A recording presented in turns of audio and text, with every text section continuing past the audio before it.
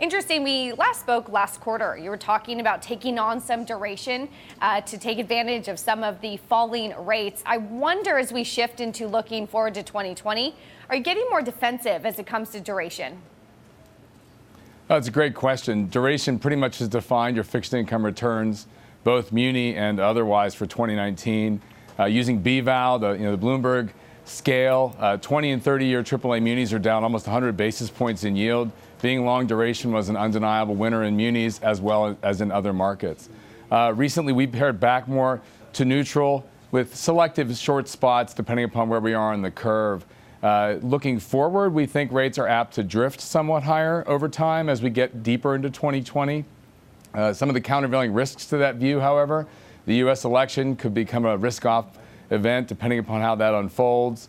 We think the U.S. economy is in decent shape, and that should keep yields from going lower.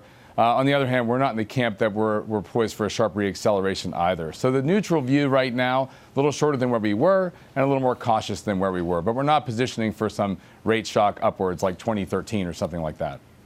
You know, RJ, another big trade of the year was taking on credit. High yield has had a massive run up year to date. What are your thoughts on credit as we approach 2020?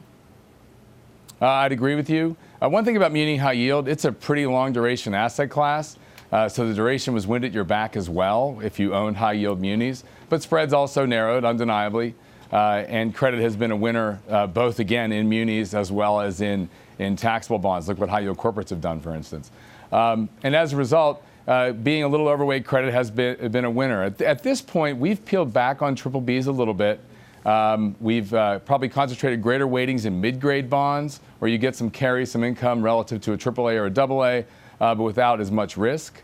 I'm not saying we're sharply underweighting high yield, but the risk return isn't as attractive given valuation as we wind up 2019 and look into 2020. An economic expansion, however, with rates not spiking, you're still sort of in a sweet spot for taking credit risk. So I wouldn't peel back aggressively at this point in time.